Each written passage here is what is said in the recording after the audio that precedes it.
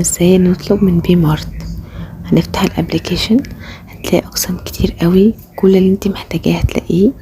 لو بتدوري على منتج معين هتبحثي عنه. دلوقتي هتختاري المنتج اللي عاجبك. بعد ما اخترتي المنتج هتلاقي عند كلمة طيب كذا اختيار، بتختاري اللي انت محتاجاه، هتحددي الكمية وبعد كده هتدوسي اضافة الى السلة.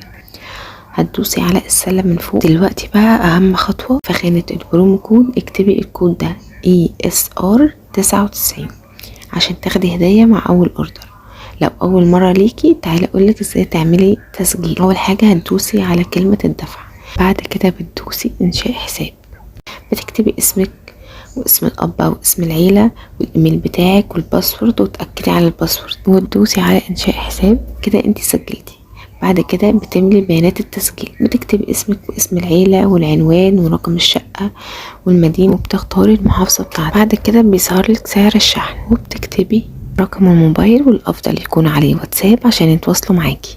وبعد كده بتأكدي على الاوردر، واهم حاجة تتأكدي ان انت تكوني كاتبة البرومو كود ESR 99 عشان يجيلك جيفت مع الاوردر.